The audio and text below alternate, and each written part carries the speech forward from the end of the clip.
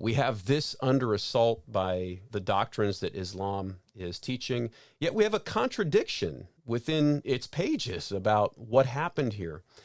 This is, I think, one of the reasons that the Quran seems to not have much coherence to it. Here we have an example where the Quran can't quite seem to figure out whether Jesus actually died or not. So again, just something very interesting here. If this is the case, that this particular verse is talking about Jesus, which the Quran's own commentator seems to suggest, and it doesn't seem to suggest, he very clearly says that it's very clearly talking about Jesus. And so if that's the case, Jesus elsewhere is said almost to have died, or he was made to appear as though he died, then we have a contradiction here, because this particular verse definitely does not say, at least in the original language, that he almost died.